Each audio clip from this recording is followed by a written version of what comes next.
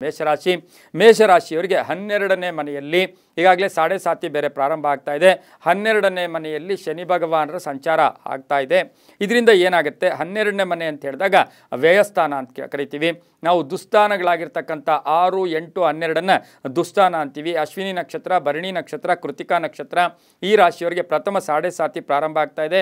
ಇನ್ನು ಈ ರಾಶಿಯವರಿಗೆ 10 ಮತ್ತು 11ರ ಅಧಿಪತಿ ಆಗಿರ್ತಕ್ಕಂಥ ಶನಿ ಭಗವಾನರು 2, 6 ಮತ್ತು 9ರ ದೃಷ್ಟಿ ನೋಡ್ತಾ ಇದ್ದಾರೆ. ಈ ರಾಶಿಯವರಿಗೆ ಸ್ವಲ್ಪ ದೋಷಪೂರಿತ ಅಂತೂ ಕೂಡ ನಾವು ಹೇಳ್ಬೋದು. ಸಣ್ಣ ಪುಟ್ಟ ಟೆನ್ಷನ್ ಆಗ್ತಕ್ಕಂಥದ್ದು. ಈ ಒಂದು 29ನೇ ತಾರೀಕು ಶನಿ ಭಗವಾನರು ಮೀನರಾಶಿಗೆ ಪ್ರಾರಂಭ ಆಗ್ತಾ ಇರತಕ್ಕಂಥ ಸಂದರ್ಭದಲ್ಲಿ ಮೇಷರಾಶಿಯವರಿಗೆ ಈ ವರ್ಷದಲ್ಲಿ ಶನಿ ಭಗವಾನರು 2.5 ವರ್ಷ ಅಲ್ಲೇ ಇರ್ತಾರೆ. ಇದರಿಂದ ಏನಾಗುತ್ತೆ ಅಂದರೆ ಸ್ವಲ್ಪ ಖರ್ಚುಗಳು ಜಾಸ್ತಿ ಆಗ್ತಕ್ಕಂಥದ್ದು, ಆರ್ಥಿಕ ನಿರ್ಲಕ್ಷ್ಯತನ. ಆರ್ಥಿಕ ಅಂದರೆ ಸ್ವಲ್ಪ ನೀವು ಎಲ್ಲ ಲೆಕ್ಕಾಚಾರಗಳನ್ನು ಕರೆಕ್ಟಾಗಿ ಇಟ್ಕೊಂಡ್ರೆ ತೊಂದರೆ ಇಲ್ಲ.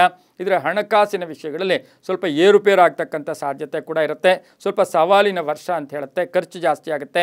ಹೂಡಿಕೆಯಲ್ಲಿ ಜಾಗೃತಿಯಾಗಿರಬೇಕಾಗಿರುತ್ತೆ. ಇನ್ನು ಆರೋಗ್ಯದ ದೃಷ್ಟಿಯಲ್ಲಿ ನೋಡೋಕೆ ಹೋದಾಗ ಸ್ವಲ್ಪ ಏರುಪೇರು ಆಗ್ತಕ್ಕಂಥದ್ದು. ಈಗಾಗಲೇ ಹಳೆ ಕಾಯಿಲೆ ಇದ್ದರೆ ಕರೆಕ್ಟಾಗಿ ಅದನ್ನು ನೀವು ಫಾಲೋ ಮಾಡ್ಕೊಂಡು ಹೋದರೆ ಏನೂ ತೊಂದರೆ ಇರೋದಿಲ್ಲ. ವೃತ್ತಿಯಲ್ಲಿ ಸ್ವಲ್ಪ ಬದಲಾವಣೆ ಆಗ್ತಕ್ಕಂಥದ್ದು. ಆದರೆ ಬದಲಾವಣೆ ನ್ಯಾಯವಾಗಿದ್ದರೆ ಆದರೆ ನಿಮಗೆ ಪ್ರಮೋಷನ್ ಸಿಗುತ್ತೆ. ಸ್ವಲ್ಪ ಟೆನ್ಷನ್ಸ್ ಅಥವಾ ಯಾವುದೋ ಒಂದು ಅನ್ಯಾಯದ ಮಾರ್ಗ ಆದಾಗ ಸ್ವಲ್ಪ ಕಷ್ಟ ಆಗ್ತಕ್ಕಂಥ ಸಾಧ್ಯತೆ ಇರುತ್ತೆ. ಕೆಲವರಿಗೆ ವರ್ಗಾವಣೆ ಆಗ್ತಕ್ಕಂಥದ್ದು, ವಿದೇಶದಿಂದ ಶುಭ ಸುದ್ದಿ ಸಿಗ್ತಕ್ಕಂಥದ್ದು, ಮಕ್ಕಳಿಂದ ಶುಭ ಸಮಾಚಾರ ಸಿಗ್ತಕ್ಕಂಥ ಯೋಗ.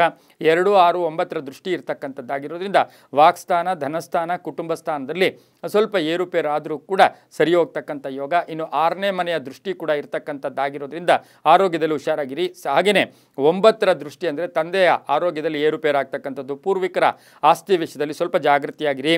ಇವರಿಗೆ ವಿವಾಹ ಯೋಗ ಕೂಡ ಈ ವರ್ಷದಲ್ಲಿ ಆಗ್ತಕ್ಕಂಥಂದರೆ ಈ ಸಮಯದಲ್ಲಿ ಆಗ್ತಕ್ಕಂಥ ಯೋಗ ಕೂಡ ಇರುತ್ತೆ. ಹಾಗೆ ಮನೆ ಕಟ್ಕೊಳ್ತಕ್ಕಂಥದ್ದು, ಅರ್ಧಂಬರ್ಧ ಕೆಲಸಗಳು ಪರಿಪೂರ್ಣ ಆಗ್ತಕ್ಕಂಥದ್ದು, ನಿರ್ವಹಣೆಯಲ್ಲಿ ಸ್ವಲ್ಪ ಜಾಗೃತಿಯಾಗಿರಿ. ಸ್ವಲ್ಪ ಮಾನಹಾನಿ ಅಂತ ಹೇಳುತ್ತೆ. ಬೇರೆಯವರನ್ನು ತೇಜೋವಧೆ ಮಾಡೋಕ್ಕೆ ಹೋಗಬೇಡಿ, ಬೇರೆಯವರ ವಿಷಯಗಳ ಬಗ್ಗೆ ಚರ್ಚೆ ಮಾಡೋಕ್ಕೆ ಹೋಗಬೇಡಿ. ಹಾಗೆಯೇ ಪರಿಸರವನ್ನು ಸ್ವಲ್ಪ ಚೆನ್ನಾಗಿ ಇಟ್ಕೊಳ್ಳಿ, ಶುದ್ಧವಾಗಿ ಇಟ್ಕೊಂಡಿದ್ದೆ ಆದರೆ ಈ ಶನಿಯ ಒಂದು ಸಾಡೆ ಸಾತಿಯ ಕೃಪೆ ಸ್ವಲ್ಪ ಎಲ್ಲೋ ಒಂದು ಕಡೆ ಅವಾಂತರ ಕಡಿಮೆ ಆಗ್ತಕ್ಕಂಥದ್ದು, ತೀವ್ರತೆ ಕಡಿಮೆ ಆಗ್ತಕ್ಕಂಥ ಸಾಧ್ಯತೆ ಇರುತ್ತೆ. ಸ್ವಲ್ಪ ತಿರುಗಾಟ ಇರುತ್ತೆ. ಭೋಜನದಲ್ಲಿ ಸ್ವಲ್ಪ ಜಾಗೃತಿಯಾಗಿರಿ. ಒಳ್ಳೆ ಭೋಜನ, ಅಲ್ಪ ಭೋಜನ ಜಾಸ್ತಿ ಮಾಡ್ಕೊಳ್ಳಿ. ಕೃಷಿಯಿಂದ ಲಾಭ ಆಗ್ತಕ್ಕಂಥದ್ದು.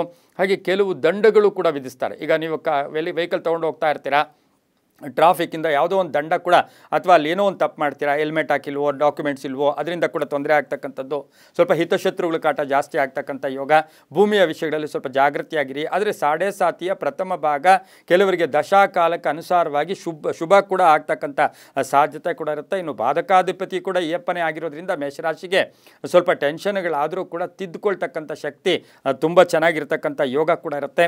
ಹಾಗಾಗಿ ಈ ರಾಶಿಯವರು ಸ್ವಲ್ಪ ಪ್ರತಿ ವಿಷಯದಲ್ಲೂ ಕೂಡ ಯೋಚನೆಯಿಂದ ಮಾಡಿಕೊಂಡು, ಪ್ರತಿ ವಿಷಯದಲ್ಲೂ ಸ್ವಲ್ಪ ಗೋ ಫಾರ್ ಸೆಕೆಂಡ್ ಥಾಟ್ ಅಂತೂ ಕೂಡ ನಾವು ಹೇಳ್ತೀವಿ. ಮೇಷರಾಶಿಯ ಮಹಿಳೆಯರಿಗೆ ಈ ಒಂದು ಸಾಡೆ ಸಾತಿಯ ಭಾಗವನ್ನು ನಾವು ಗಮನಿಸಿ ನೋಡೋಕೆ ಹೋದಾಗ ಉದ್ಯೋಗದಲ್ಲಿ ಇವರಿಗೆ ಬಡ್ತಿ ಸಿಗ್ತಕ್ಕಂಥದ್ದು, ಅಧಿಕಾರ ಪ್ರಾಪ್ತಿ, ಜವಾಬ್ದಾರಿಗಳು ಜಾಸ್ತಿ ಆಗ್ತಕ್ಕಂಥ ಯೋಗ, ಮಕ್ಕಳಿಂದ ಶುಭ ಆಗ್ತಕ್ಕಂಥ ಯೋಗ. ದಾಯಾದಿ ಕಲಹಗಳು ಸ್ವಲ್ಪ ಈ ರಾಶಿಯವರಿಗೆ ಜಾಸ್ತಿನೇ ಇರ್ತಕ್ಕಂಥದ್ದು ಇರುತ್ತೆ. ಪ್ರಯಾಣದಲ್ಲಿ ಒಂಚೂರು ಜಾಗೃತಿಯಾಗಿರಬೇಕು. ಸಾಡೆ ಸಾತಿ ಪ್ರಥಮ ಭಾಗ ಬಂದಾಗ ಪ್ರಯಾಣದಲ್ಲಿ ಸ್ವಲ್ಪ ಜಾಗೃತಿಯಾಗಿರಬೇಕು. ಮತ್ತು 10 ಮತ್ತು 11ರ ಅಧಿಪತಿ ಬಂದಾಗ, ದುಡ್ಡು ಬಂದಾಗ ಅಥವಾ ಆಸ್ತಿ ಬಂದಾಗ, ಐಶ್ವರ್ಯ ಬಂದಾಗ, ಅನುಕೂಲ ಆದಾಗ ಸ್ವಲ್ಪ ಗುಟ್ಟನ್ನು, ಸೀಕ್ರೆಟನ್ನು ಮೇಂಟೈನ್ ಮಾಡ್ಕೊಂಡು ಹೋಗಿ.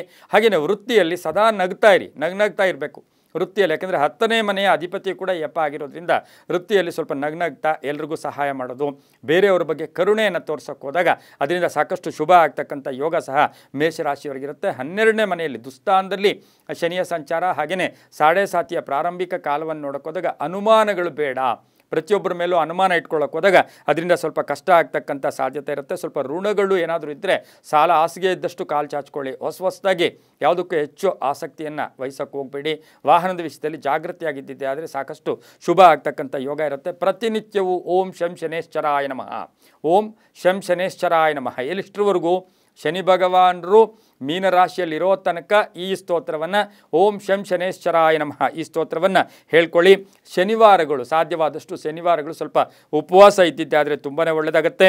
ಆದರೆ ಪ್ರಾಣಿಗಳಿಗೆ, ಪಶು ಪಕ್ಷಿಗಳನ್ನು ಸ್ವಲ್ಪ ಹೆಚ್ಚು ಪ್ರೀತಿಸಿದ್ದೆ ಆದರೆ ತುಂಬಾ ಒಳ್ಳೆಯದಾಗ್ತಕ್ಕಂಥ ಯೋಗ ಕೂಡ ಇರುತ್ತೆ. ಹಾಗೆಯೇ ಈ ರಾಶಿಯವರು ಈ ಸಾಡೆ ಸಾತಿಯ ಕಾಲದಲ್ಲಿ ಸಾಧ್ಯವಾದರೆ ವರ್ಷಕ್ಕೆ 2 ಬಾರಿ ಆದರೂ ಶನಿ ಶಾಂತಿ ಮಾಡಿಸ್ಕೋಬೇಕಾಗತ್ತೆ. ಶನಿಯ ಒಂದು ಏನಾದರೂ ನವಗ್ರಹ ಶಾಂತಿ ಇರ್ಬೋದು, ಶನಿ ಶಾಂತಿ ಮಾಡಿಸ್ಕೊಂಡಿದ್ದೆ ಆದರೆ ತುಂಬಾ ಒಳ್ಳೆಯದಾಗುತ್ತೆ. ಶಮಿ ಅಂದರೆ ಬನ್ನಿ ವೃಕ್ಷವನ್ನು ಯಾವುದಾದ್ರೂ ದೇವಸ್ಥಾನಕ್ಕೆ ದಾನ ಕೊಟ್ಟು ಬಂದಿದ್ದೆ ಆದರೆ ಸಾಕಷ್ಟು ಶುಭ ಆಗ್ತಕ್ಕಂಥ ಯೋಗ, ಕಂಬಳಿ ದಾನ ಮಾಡ್ತಕ್ಕಂಥದ್ದು, ಅಂಗವಿಕಲರ ಬಗ್ಗೆ ಹೆಚ್ಚು ಆಸಕ್ತಿ ಅಂದರೆ ಎಲ್ಲೋ ಒಂದು ಕಡೆ ಅವರ ಬಗ್ಗೆ ಕರುಣೆ ತೋರಿಸೋದ್ರಿಂದ ಸಾಕಷ್ಟು ಶುಭ ಆಗುತ್ತೆ.